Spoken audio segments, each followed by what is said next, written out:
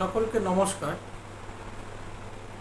বহুদিন বাদে আমার এই চ্যানেলে ফিরে এলাম কিছু গুরুত্বপূর্ণ কথা বলার জন্য।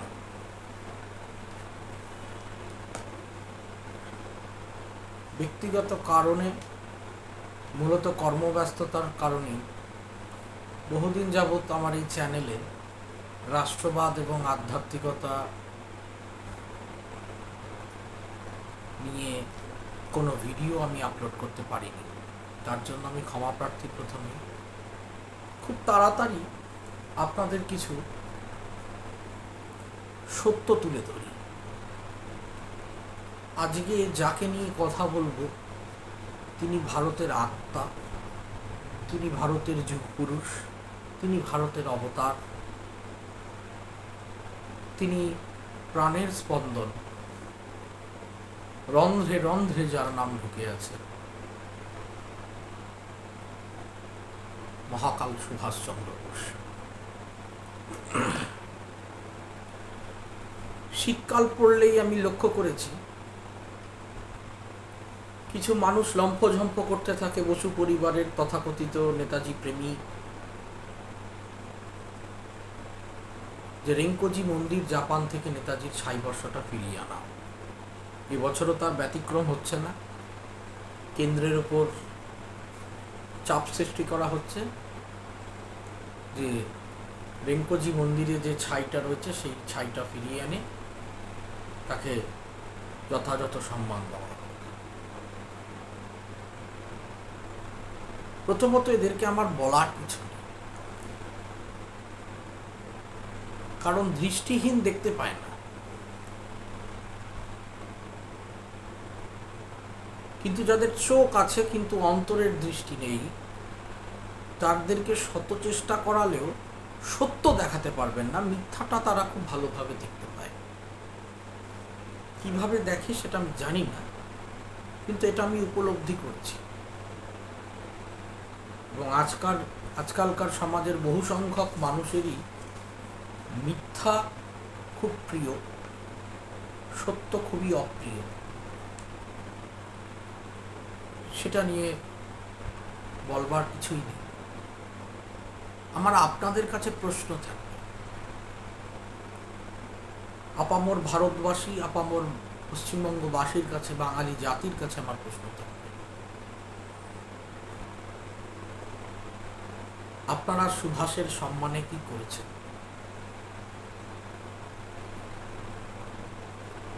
এটা আপনারা ভেবে দেখবেন। যাই হোক, এই আনুষঙ্গিক কথায় না গিয়ে চটফট আমি বলে ফেলি যেগুলো বলার আমার। কারণ সুভাষ নিয়ে কথা মানে সেই উপনিষদ নিয়ে কথা বলার সমান, বিবেকানন্দ নিয়ে কথা বলার সমান। এক জীবনে বলে শেষ করা যায় না। একটা জীবন খুবই অল্প, একটা জীবনে বলে শেষ করা যায় না। যারা বলছেন রেঙ্কোজি মন্দিরে নেতাজির ৬০ বর্ষ আছে এবং সেটা নিয়ে আসতে, তাদের কাছে আমার প্রশ্ন, এবছরও আপনারা লাফালাফি চালু করেছেন। আবার আজকেই আমার কাছে খবর এলো, আবার দিল্লিতে ডেলিগেশন কারা কারা পাঠাচ্ছে, কারা কারা তার মধ্যে জড়িত। মুখে একরকম কথা যে সুভাষ মারা যায়নি, কিন্তু ডেলিগেশনে ফুল সাপোর্ট দিয়ে কারা কারা পাঠাচ্ছে, সেসব পলিটিক্যাল দিকে আমি যাব না। তাদের কাছে আমার সরাসরি কিছু প্রশ্ন। তাইহোকু বিমানবন্দরে দুর্ঘটনাটি ঘটেছিল এটা বলা হয়। তাইহোকু বিমানবন্দরটি কোথায়? আজকের তাইওয়ানে। যে ডাক্তার সুভাষচন্দ্রের চিকিৎসা করেছিল বলে দাবি করেন, তিনি শাহনওয়াজ খান কমিটির সময় দাঁড়িয়ে বলেছিলেন সুভাষচন্দ্র মারা গিয়েছে তাইওয়ানে, অবস্থা খুবই ক্রিটিক্যাল ছিল, তাই জন্য তিনি বাঁচতে পারেননি। He succumbed to death in Taiwan itself. সেই ডাক্তার জিডি খোসলা কমিশনে দাঁড়িয়ে বলেছেন যে তার শরীরের মানে সুভাষবাবুর শরীরের অবস্থা খুবই অবনতির দিকে যায়, তাই জন্য তাকে জাপানে স্থানান্তরিত করা হয়। একই মানুষ শাহনওয়াজ কমিটিতে একরকম কথা বলেছেন, খোসলা কমিশনে আর একরকম কথা বলেছেন। কোনটা সত্য? এর উত্তর বসু পরিবার দিতে পারবে? এর উত্তর বাংলার তথাকথিত নব্য নেতাজি প্রেমীরা দিতে পারবে? দ্বিতীয় প্রশ্ন, যে ডাক্তার নেতাজির চিকিৎসা করেছিল সে শাহনওয়াজ কমিটিতে বলেছিল যে তাইওয়ানে নেতাজির চিকিৎসা করাকালীন সে একটা ঘড়ি পায় সেই রুগীর হাতে, যে ঘড়িটাতে সে হাবিবুর রহমানকে দিয়েছিল, আইএনএর হাবিবুর রহমান, এবং হাবিবুর রহমান শনাক্ত করেছিল যে এটা নেতাজির ঘড়ি। সেই একই কমিটি যখন হাবিবুর রহমানকে প্রশ্ন করে, আপনাকে ডাক্তার ওকাকুরা কোনো ঘড়ি দিয়েছিল যেটা দেখে আপনি শনাক্ত করে বলেছিলেন যে হ্যাঁ এটা নেতাজির ঘড়ি, এবং এর থেকে প্রমাণিত হয় যে এই ব্যক্তি নেতাজি সুভাষচন্দ্র বোস, হাবিবুর রহমান স্পষ্ট উত্তরে বলেছিল যে না। তাহলে কে সত্য? হাবিবুর রহমান সত্য না ডাক্তার সত্য? তৃতীয় প্রশ্ন, শাহনওয়াজ খানকে আইএনএর নিম্ন পদস্থ একজন সৈনিক, দেশভাগের পরে কোথায় চলে গিয়েছিলেন? দেশভাগের পরে কোথায় চলে গিয়েছিলেন? পাকিস্তানে। পাকিস্তানের রেল দপ্তরের সচিব হয়েছিলেন। তাকে ভারতবর্ষে কে আপ্যায়ন করে ফিরিয়ে এনেছিলেন? জওহরলাল নেহেরু। এনে তাকে কে শাহনওয়াজ কমিটির এই কমিটি, নেতাজি অন্তর্ধান কমিটির দায়িত্ব দিয়েছিল? জওহরলাল নেহেরু। সেই কমিটিতে বসু পরিবারের একজন ছিলেন নেতাজি শেষদা সুরেশচন্দ্র বোস। সুরেশচন্দ্র বোস শাহনওয়াজ কমিশনের সদস্য হওয়া সত্ত্বেও তিন সদস্যের কমিটি ছিল, কিন্তু সেখানে তিনি দ্বিমত পোষণ করেন এবং আইন অনুযায়ী তিনি একটা ডিসেনশিয়েন্ট রিপোর্ট কমিশনে পেশ করেন। সেই রিপোর্ট কেন জওহরলাল নেহেরু ছাপালো না? নিজের পয়সা দিয়ে সেই রিপোর্ট কেন সুরেশচন্দ্র বসুকে আলাদা করে ছাপাতে হলো ডিসেনশিয়েন্ট রিপোর্ট? রুল সেজ যে যদি কোনো কমিটি বা কমিশনের সদস্য দ্বিমত পোষণ করে তাকে ডিসেনশিয়েন্ট রিপোর্ট পেশ করতে হবে, এবং সেই ডিসেনশিয়েন্ট রিপোর্ট কমিটির অরিজিনাল রিপোর্টের সাথে একসাথে প্রকাশ করতে হবে। কেন করা হলো না? বিধানচন্দ্র রায় সুরেশচন্দ্র বোসকে ডেকে কি অফার দিয়েছিল? আমি দায়িত্ব সহকারে বলছি, কারোর যদি প্রমাণ লাগে সেই প্রমাণ আমার কাছে আপনারা চাইতে পারেন, আমি আপনাদের কাছে সেই প্রমাণ দিয়ে দেব। আর্কাইভসের ফাইল আমার বাড়িতে বসে চিৎকার করে অনেক কথা বলে, সকলের সঙ্গে সেগুলোকে ভাগ করতে আমি পারি না সবসময়, কিন্তু আজকে বাধ্য হয়ে এই আলোচনা নিয়ে এলাম। এই বিধানচন্দ্র রায় সুরেশচন্দ্র বসুকে প্রস্তাব দিয়েছিলেন যে আপনি এইসব ডিসেনশিয়েন্ট রিপোর্ট ছেড়ে দেন, আমরা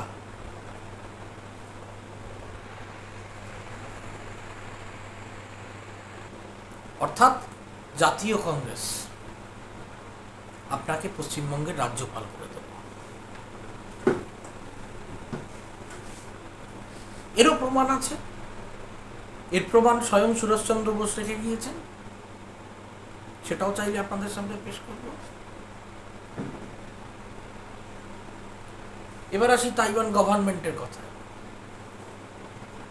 16 তারিখ, 17 তারিখ, 18 তারিখ, 19 তারিখ এবং 20 তারিখ 1945 সালের আগস্ট মাসে, তখন তাইওয়ান জাপানিজ কন্ট্রোলে।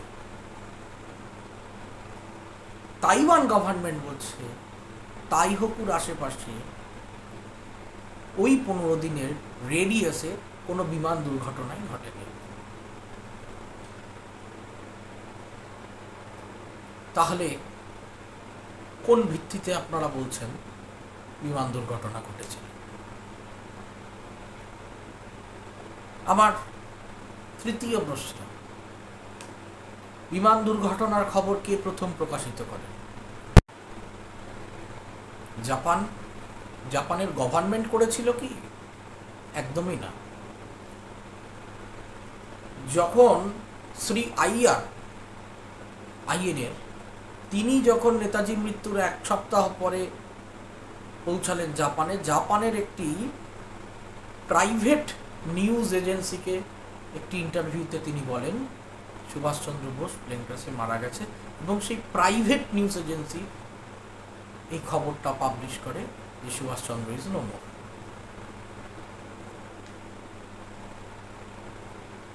জাপান সরকার অফিসিয়ালি ডিক্লেয়ার করেছিল যে সুভাষচন্দ্র মারা গেছে। তাহলে কোন ভিত্তিতে সুভাষচন্দ্র মারা যায়?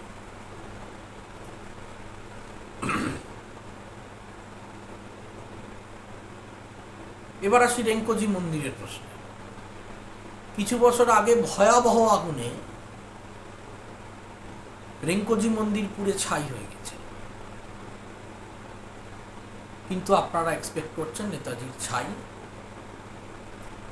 রয়ে গিয়েছে, সেটা নিস্তার পেয়ে গেছে। How insane can this people B? আমি তো খালি সংকেতগুলো ছেড়ে যাচ্ছি, বিস্তৃত আলোচনা আমি এক এক করে সমস্ত করব, সমস্ত তথ্য প্রমাণ আমার কাছে আছে, যে যা প্রমাণ চাইবেন সমস্ত দেখিয়ে দেব, যতটুকু ভারত সরকার ডিক্লাসিফাই করেছে, যতটুকু আমরা জানতে পেরেছি বিভিন্ন সূত্র মারফত।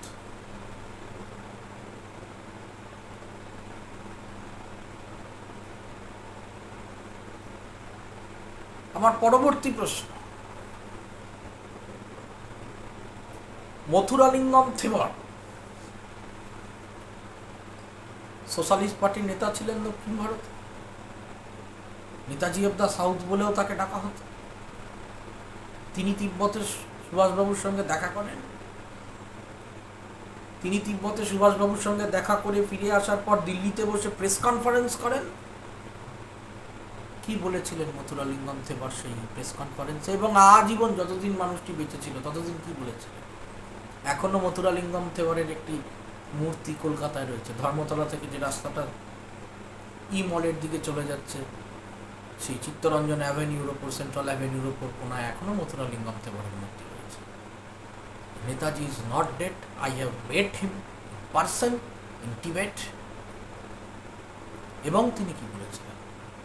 নেতাজির বিবাহ এবং কন্যার যে গল্পটি প্রস্তুত করা হচ্ছে সম্পূর্ণরূপে মিথ্যা।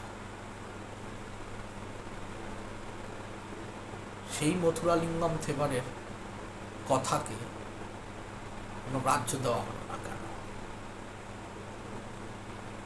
নেতাজির পার্ষদ যারা ছিলেন, মেহের আলী, ডক্টর পবিত্র মোহন রায়, তাদের কি বক্তব্য ছিল সেটা কখনো পড়ে দেখেছেন? আপনারা শাহনওয়াজ খান আর খোসলা কমিশনের রিপোর্টকে মানেন, জাস্টিস মনোজ মুখার্জি কমিশনের রিপোর্ট মানেন না। কেন মানেন না? কারণ মনোজ মুখার্জি কমিশন প্লেন ক্র্যাশের থিওরিকে নস্যাৎ করে দিয়েছে। কোনো প্রমাণ নেই, একটা প্রমাণ নেই। ডাক্তার এক কমিশনে বলছে তাইওয়ানে মারা গিয়েছে, আরেকটি কমিশনে বলছে জাপানে মারা গিয়েছে। একবার বলছেন হাবিবুর রহমানকে ঘড়ি দিয়েছি, হাবিবুর রহমান বলছেন আমাকে কোনো ঘড়ি দেয়নি। তাইওয়ান গভর্নমেন্ট বলছে ওই এলাকায় 15 দিনের আশেপাশে কোনো বিমান দুর্ঘটনাই ঘটেনি। ডেথ রেকর্ডসে সুভাষ বোসের কোনো নাম নেই। রেঙ্কোজি মন্দিরের লিস্টে কোনো নাম নেই সুভাষ বোসের, যে ওখানে সুভাষ বোসের মৃতদেহ পোড়ানো হয়েছে। জাপান গভর্নমেন্ট বলছে সুভাষচন্দ্র মারা যায়নি, কিন্তু আপনারা বলছেন সুভাষচন্দ্র মারা গেছে, এবং সেই ছাইকে সসম্মানে ফিরিয়ে আনতে হবে। এবার আসি ইন্টেলিজেন্স রিপোর্টে। ব্রিটিশ ইন্টেলিজেন্স রিপোর্ট নভেম্বর মাস 1945 সাল কি বলছে? Bose is alive. It is believed that he is in Russia under the shelter of Stalin. He reached there by crossing Manchuria. কারোক্তি ব্রিটিশ ইন্টেলিজেন্স। তখনকার সিআই এর ইন্টেলিজেন্স কি বলছে, যে যেদিন এই বিমান দুর্ঘটনার কথা বলা হয় আগস্ট মাসে 45 সালে, ঠিক তার দুদিন কিংবা একদিন আগে সুভাষচন্দ্র জাপানিজ একজন হাই র্যাঙ্কড আর্মি অফিসিয়ালের সঙ্গে, জেনারেল র্যাঙ্কের, তার সাথে বিমানে করে সে মাঞ্চুরিয়ার উদ্দেশ্যে চলে যায় এবং সেখান থেকে ক্রস করে সে রাশিয়া যায়।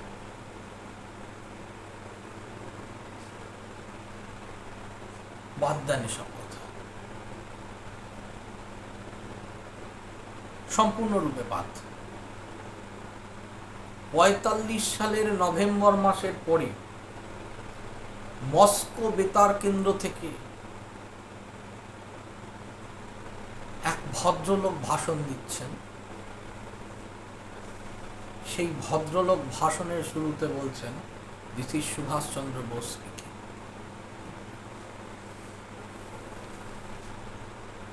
তখনকার কমিউনিস্ট আমলে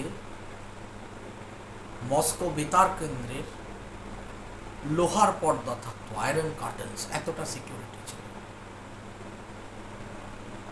তাহলে ব্রিটিশ ইন্টেলিজেন্স এবং আমেরিকান ইন্টেলিজেন্সের রিপোর্ট একদম ঠিক। ব্রিটিশ গভর্নমেন্ট ভারতের কংগ্রেসের চামচাদেরকে জানালো যে এরকম এরকম সুভাষ ভাষণ দিচ্ছে রাশিয়া, মস্কো থেকে, বেতার কেন্দ্র থেকে। এবং সেখানে টপিক কি আপনারা সকলেই জানেন, তখন আইএনএ ট্রায়ালস চলছে। অমরিন্দর সিং ধিলোন, হরিদাস মিত্র, ডক্টর পবিত্র মোহন রায়, তাদের রেড ফোর্টে, লালকেল্লায় আইএনএ ট্রায়ালস চলছে। সুভাষচন্দ্র বোস মস্কো বেতার কেন্দ্র থেকে বলছেন, আজকে যারা আমার সৈনিকদের, আইএনএর সৈনিকদের রেড ফোর্টে ট্রায়ালস করছে, আমি একদিন এসে এদের উচিত শিক্ষা দেব, আমি একদিন এসে এদের বিচার করব। ভারত সরকার নড়ে চড়ে বসলো, ডেলিগেশন পাঠালো রাশিয়া। রাশিয়া বলল ওটা কোনো এক ছাত্র ভাষণ দিয়েছে যার নাম সুভাষচন্দ্র বোস। আপনি খালি কল্পনা করে দেখুন, জাস্ট ইম্যাজিন, কমিউনিস্ট শাসনে যে স্ট্যালিনের অঙ্গুলি হেলন ছাড়া গাছের পাতা নড়তো না, এক ছাত্র মস্কো বেতার সেন্টারে ঢুকে গিয়ে এইসব কথা বলে দিয়ে। তো সেই ছাত্রের ভ্যার অ্যাবাউটস জিজ্ঞেস করা হয়েছিল যে এই সুভাষচন্দ্র বোস যে কিনা ছাত্র, সে নিশ্চয়ই সুভাষচন্দ্র বোস, তাহলে তার বাড়ি ভারতে হবে, সে বাঙালি হবে, তার ভ্যার অ্যাবাউটস কি, তার ভারতে কোথায় বাড়ি ইত্যাদি, কোন ইউনিভার্সিটিতে রাশিয়ার পড়াশোনা হচ্ছে, সোভিয়েত সরকার কিছু দিতে পারেনি। দেবে কোথা থেকে? স্ট্যালিনের গুরু, স্ট্যালিন সুভাষকে গুরু হিসেবে বরণ করেছে। তাহলে তো সেই কথাটা তো সরকারকে বলতে হবে, ভারত সরকারকে মিথ্যা তাই জন্য বলেছে।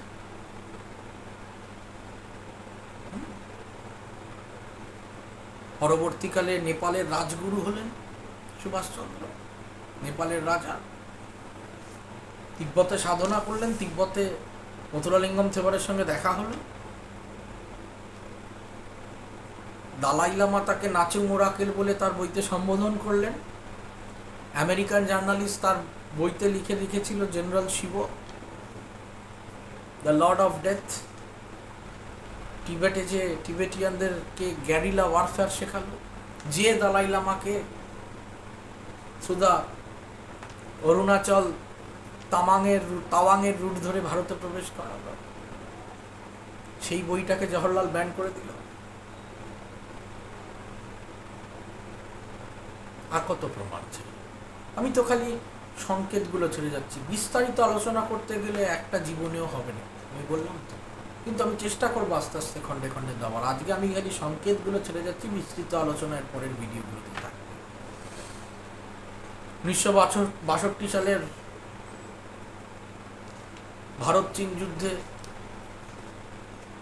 কাকে বর্ডার টপকে যেতে হয়েছিল এবং কে যে চাইনিজ আর্মি আসামে মার্চ করে চলে আসছিল, কিন্তু রাতারাতি সেই চাইনিজ আর্মি রিট্রিট করে গেল। নেহেরু তো অল ইন্ডিয়া রেডিও থেকে বলেই দিয়েছিল, my heart ক্রাইস for the people of Assam, মানে আসাম গেল।